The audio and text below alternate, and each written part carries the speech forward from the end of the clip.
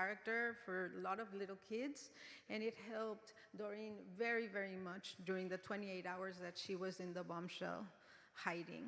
And when this family in New Jersey heard that his son had been so helpful, they reached out. There was an article in the forward that said this, and they reached out to Doreen and her husband, Itamar, and said, what can we do? How can we help you? And says, do you need furniture? What do you need? Do you need clothes? Money? What can we do? And then they came to the conclusion that maybe coming to the US for a break, to come to a break. So they invited them, tickets were bought. They came to New Jersey. It was like they said, come to our house. We are your cousins in New Jersey. And so we are very friendly with the Bravermans. And when we were talking one day on the phone, we asked, would they like to come to Miami? And immediately they said, yes, sure. For Doreen, the most important thing in the world is for more people to hear, for more people to be aware. And so we invited Doreen and Itamar and the kids to stay with us. And here she is today. She's going to be telling you her story, which is amazing. She's one of the strongest women I know in the world. And I hope that we learn everything from her, that we be her. It's just so amazing. Thank you so much for coming again today.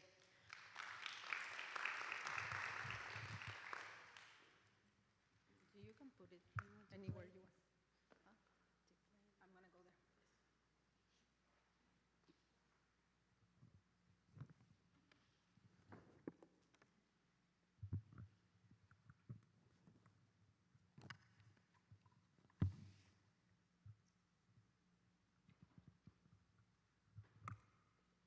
Hi, Adam. It's me, JJ from Cocomelon. I just wanted to say hi and wish you a very happy Hanukkah. I hope you're having a great day. Bye-bye. Hello, everyone, and thank you for coming today. I am Doreen Cohen, and I used to live in heaven, a heaven that turned dark one day. I am here with my family from Kibbutz Kfar Aza in southern Israel. My husband Itamar and I met when we were in kindergarten in Ashkelon. He moved to Kfar Aza when he was in first grade and lived in that paradise until October 7. There was never even a thought when we got married that we would raise our children anywhere else, until now. We have 2 boys, Adam, who is 3 years old, and Jonathan, who is 7 months old. Kfar Aza is a small and beautiful kibbutz, full of green spaces, chirping birds, and spectacular sunsets. Itamar was used to run around the border of the kibbutz, which would have cost him his life if he had been out that terrible morning. From a very young age, the children roam freely around the kibbutz.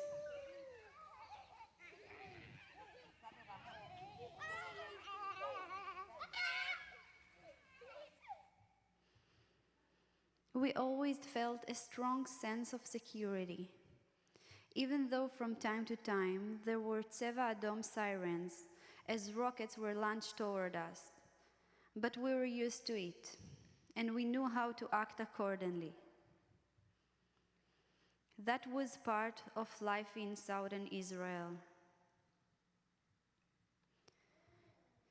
On Saturday, October 7, the morning of Simchat Torah, we were going to celebrate by holding our kite parade, also known as Afifoniada.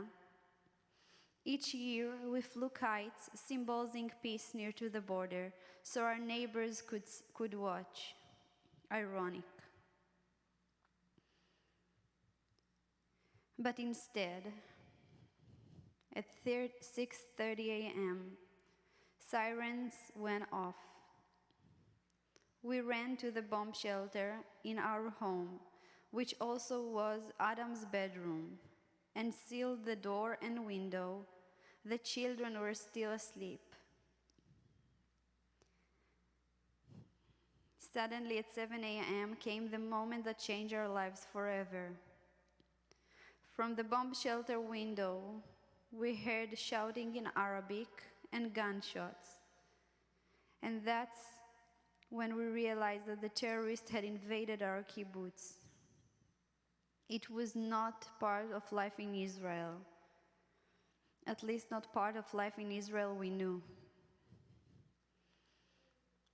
Later, we understood that the gunshots we'd heard had been fired by the terrorists who murdered our neighbors. We had heard the screams. We knew what happened.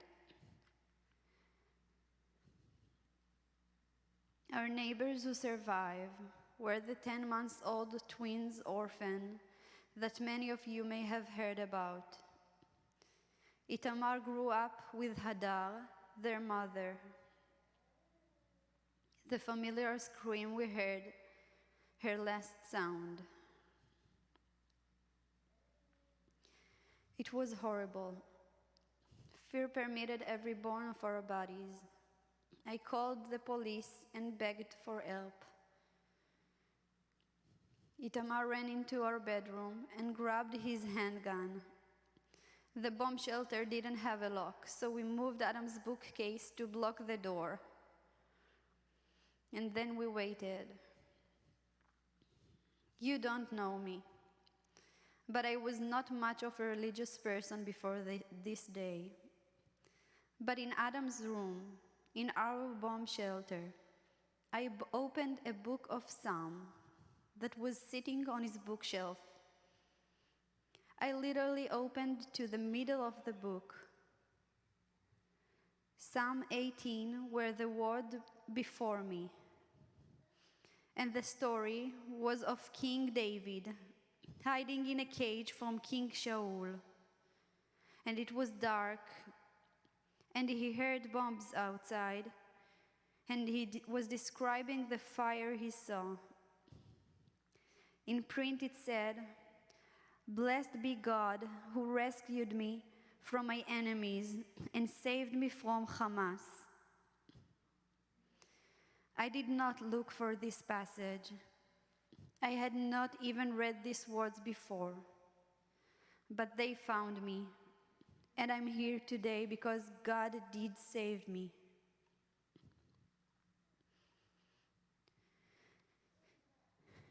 During this time, the kibbutz WhatsApp group were reporting that the terrorists were in their homes everywhere, and nobody was coming to help. We were hearing about the murder of Ophir Lipstein, the head of our regional council. He was in charge of 11 kibbutzim in our area. Aviv Baram, one of our first responders.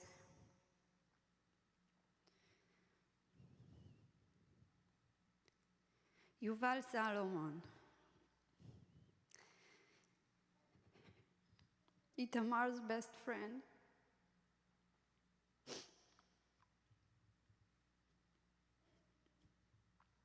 He turned 29 on October 6th.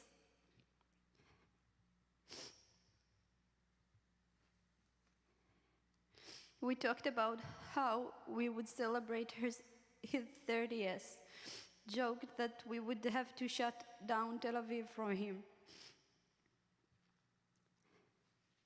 He lived in an area in the kibbutz that was for people 18 to 30. The entire area was killed or taken hostage.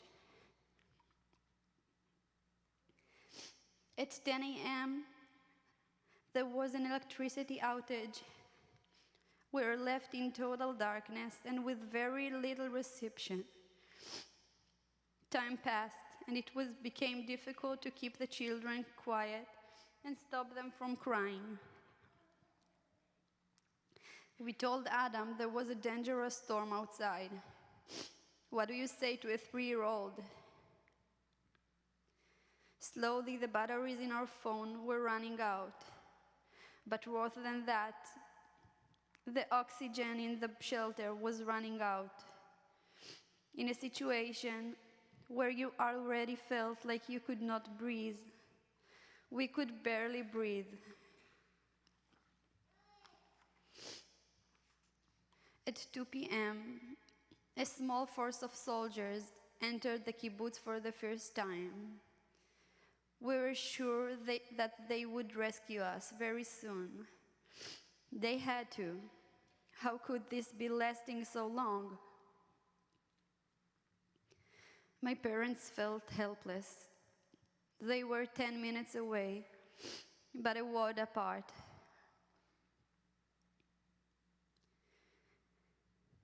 I emptied out a drawer in Adam's bed that held his sheets and sent my dad a picture.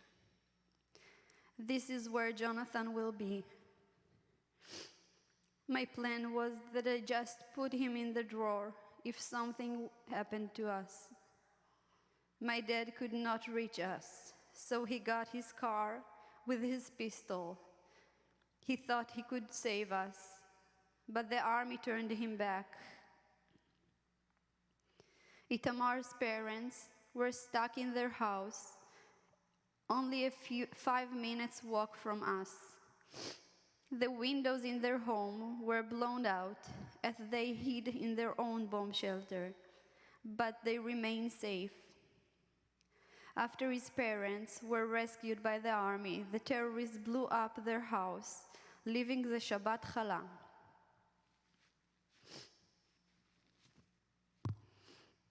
Night came quickly that day. You may think time would move slowly in this situation, but it did not. By 8 p.m., we could no longer breathe. No water, no food, no light, no oxygen. Just praying for our lives, for the lives of my babies. We decided to open the door of the bomb shelter to ventilate it a bit. Itamar crawled into the kitchen and brought some water and food. At 12 a.m., the terrorists invaded our house. They exploded a bomb in our home, right outside of the shelter. The bookcase that was holding the door closed exploded into pieces and flew over Adam sleeping in his bed. Itamar, who was holding the door, was swept off his feet from the explosion, and his hand was injured. The terrorists shot in every direction with machine guns and set fire to the house. I was able to send last message to my parents, telling them that the terrorists were in our house and the phone shut off and we no longer had contact with anyone. Smoke seeped into the bomb shelter. I held the children to keep them from crying, so the terrorists would not hear us. Our apartment was 2 that has been put together, so we had 2 bomb shelters. This is also what saved us. We think that the terrorists did not realize we were still there. Itamar had held the door handle, which had caught fire, to prevent them from entering. For several hours, we heard loud explosions and gunfire. We prayed. I just stared at the door handle and assumed when the terrorists entered, Itamar would die, killing some of them, and then I would pick up the gun and fight to save my children. The sun came up. and we could see the light through the bullets' holes in the door. It became quiet, quieter than it had been. We heard the terrorists ran into our house to hide from the Israeli army. It was also at this time where I had nothing else to feed Jonathan. I had been nursing him, but I had nothing in me. I was dehydrated and stressed, and my milk was gone. I thought he was going to die. I heard a jeep passing our house. I wanted to open the window and call out for help. Itamar didn't want me to. He was afraid it wasn't safe, that we would showing ourselves to the terrorist. But I heard Hebrew, and my baby needed help. I opened the window slowly and just stuck my hand through and waved and whistled. The soldier thought everyone in our house was dead, so they started shooting at us. Maybe Itamar was right. A few hours later, at 11 a.m., after 28 hours in the bomb shelter, I heard another military jeep passing by our house. I told Itamar I was going to open the window and call for help. And I knew I had no choice. Jonathan was going to die soon if we did not get out. They thought they saw ghosts. Total shock. But they rescued us through the window of the bomb shelter. When we got outside, we saw our house in flames. The roof was destroyed.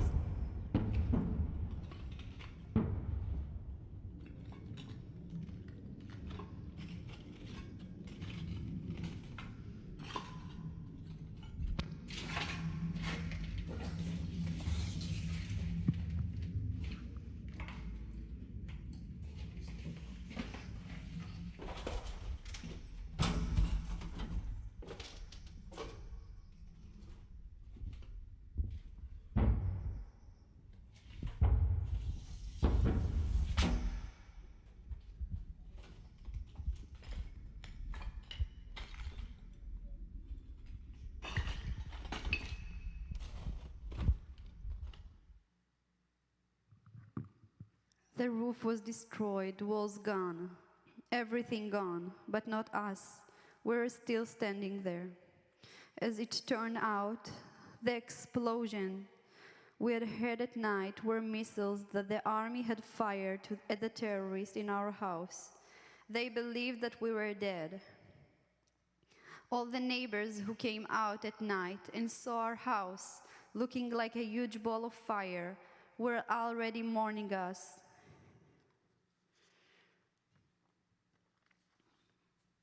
As we drove away in the jeep, we saw our paradise in flames. The beautiful green spaces now black. A dead body to my right, to my left, all around us. The smell of death is in the air.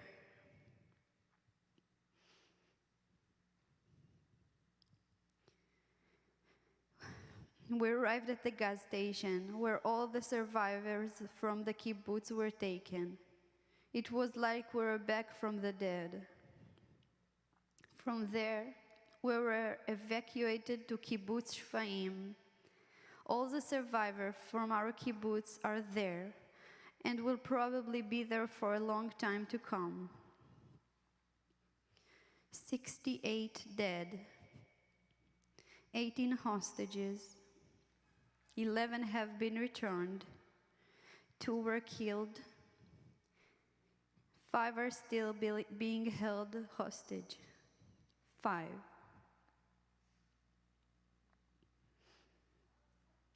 One of those is my dear friend Doron.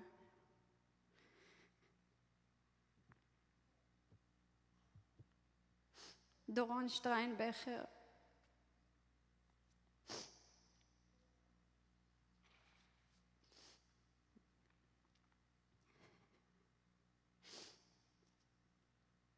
She is a beautiful, young, bright light in my life.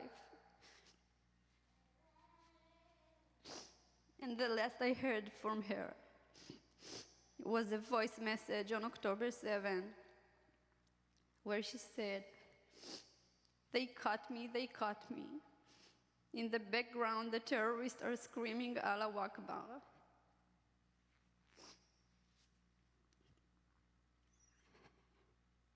The terror that she is living is one that does not escape my mind, not for a minute, not until she's back. On October 7, I made a deal with God, and I believe He saved us. I told Him that I would keep Shabbat, keep kosher, keep all the Jewish holidays, and I was not a religious person. Not before this. But now I will tell you, I believe God is the reason I'm here, alive. Because we made a deal. Dealing with this kind of horror and tragedy has been struggle for all of us. Even telling my story feels like I'm talking about someone else. Our lives are forever changed. My baby cries when it's dark and shrieks when he's hungry, different than he was. Itamar and I started smoking again after not smoking for years. Adam talked to his friends about how his house was destroyed and he always hiding from the bad people. I do not know what our future holds right now. I do not want to go back to Kfar Aza, our forever home. We came here to the state because maybe this will be our home. I don't know. I want a place we can make new roots, new memories, a place that is ours, not borrowed, not destroyed, safe. But I know I am one of the lucky ones, one who is lucky enough to be standing here, free to struggle, free to face our new reality, free to find a new path. I am one who survived. Standing here today with my husband and my children, I am not one of the 136 people, men, women, children, baby, who are still being held hostage in Gaza in horrific conditions, being held without food, being abused, being terrorized, being kept away from their families, friends, lives. October 7 took many people away from us that we love, but some have the possibility of being returned. On October 7, people were murdered, burned, raped, abused, and kidnapped. My family lived in fear for almost 30 hours, but the hostages, including Doron, have been living in fear, in terror, for over 105 days. We need to do more than just to bring them home. We need to actually bring them home. Every minute counts, so they can too begin surviving. Thank you.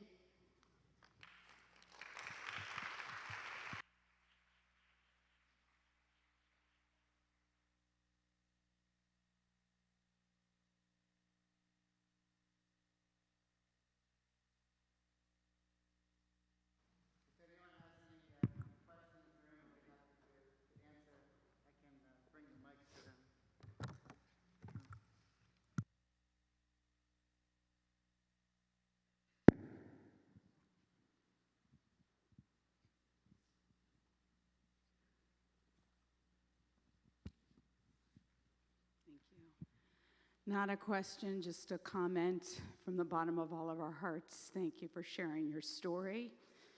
And we're with you with everything we have.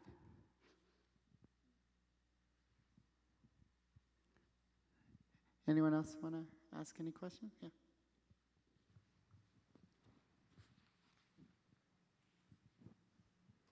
Thank you so much for sharing your story.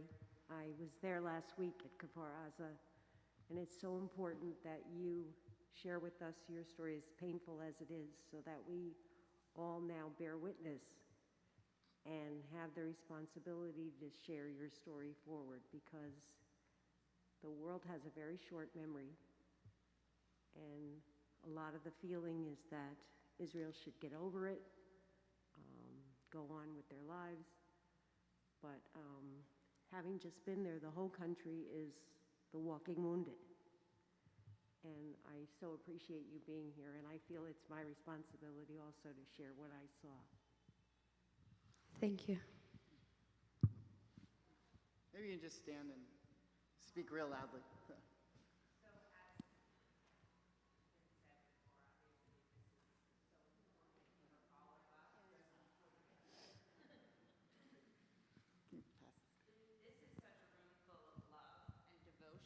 To you, but has anybody spoken with you about sharing your story in other venues where it isn't being accepted of what's going on, and how to get the message out to those people, young people that are on the fence, college students, anyone helping organize that for you? Everyone who would invite me, I would come. Right. I want everybody to hear the story, and I don't want nobody to forget what they did to us and forget our friends in Gaza. So this is why I'm here. Everybody that invited me, I'm coming. Right. Hi, I was in your kibbutz on Tuesday, bearing witness. So I was there with the Federation Solidarity Mission, and we saw firsthand the devastation. It's something you see it in pictures, you can't even imagine when you actually see it. And I encourage everyone, if you can, to join any type of mission to Israel. The people of Israel are so grateful for us being there, listening to their stories. It is so important to validate what they went through, to show them the love and support that we have. You know, all the diaspora Jews need to get there no matter what it takes. And we are going to try to organize to have speakers like you who can just get this message. We're going to invite to come to Miami, come all over the country to do what you're doing today. It's really, really important. And Yes, you are it is. a hero. I don't even know what, but I know what you went through. I don't know what you went through. I saw what you went through. Thank you.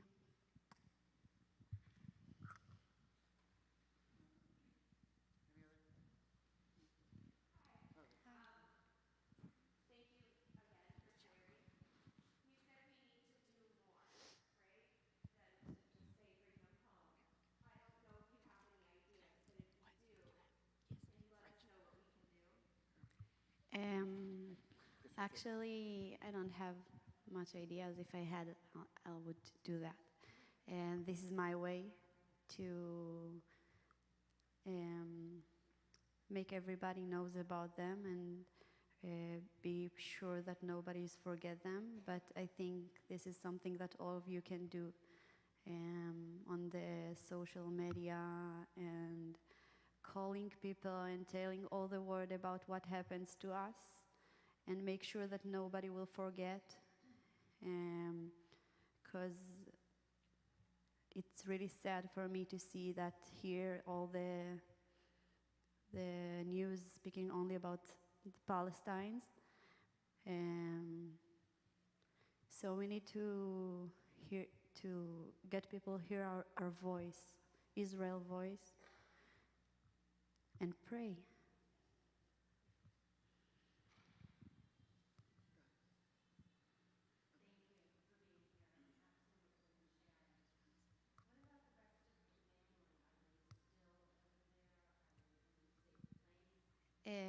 My parents got back to Sderot, so it's not that safe, but this is their home, and they have nowhere else to go.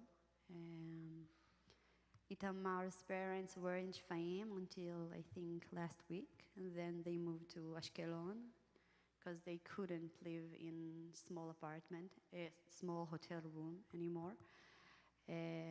So this is not safe too, but this is what we have. I just wanted to thank you. It's quite loud. I just want to tell you, I know, and I hope everyone here feels it as well, you're going to have a beautiful life. Thank you, I hope. You will. And thank you for being here. Thank you.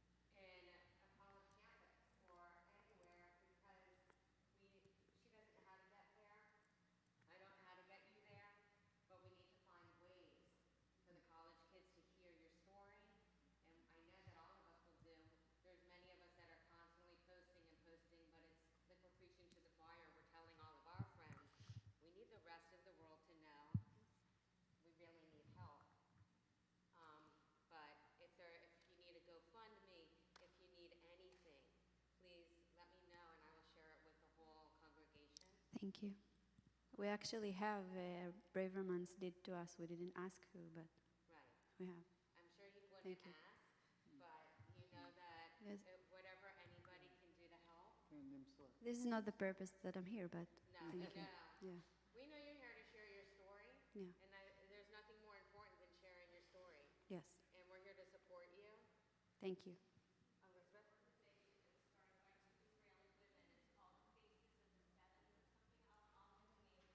Okay.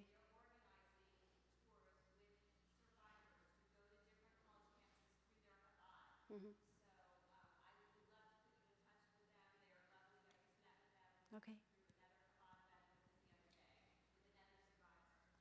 Okay.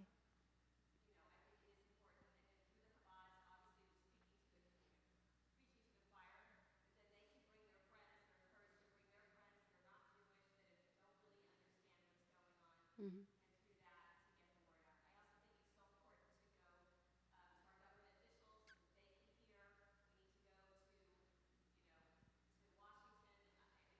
I was in a rally in Washington, D.C., and it was great. It was a rally to bring the hostages back. But again, everyone who will ask me to speak, I will speak. Just need to ask, yeah, and to invite me. Thank you. Wow. Any other? Well, thank you, Turin. I mean, you're a hero of our people. You're a hero of all people, and so are your children, and your husband. And what an honor it is to have them here. You know, we all say we need to do this. We want to do this. We feel helpless, and there's not a lot to do from the price that's already been paid. The only thing we can do now is, like you're doing, pray every day that the hostages come back immediately, that Hamas will be defeated and dismantled forever and destroyed, and someday we'll be able to live in peace.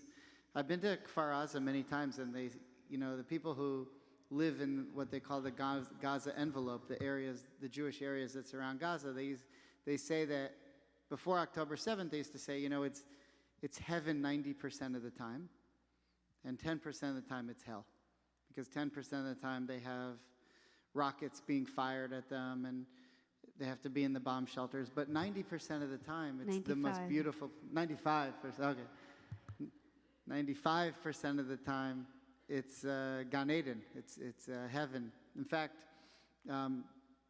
in the wildly unsuccessful book that I wrote about Israel last year, there's a scene where I talk about a kibbutz. The kibbutz is based in Tiberias, but there's a scene in the club in the kibbutz, and I based it off of the grassy area at Kfar Aza, because I had just been there and I was thinking about it, and I was thinking, this is such a beautiful place. That's the place that I want to write about, even though I was dealing with a different setting.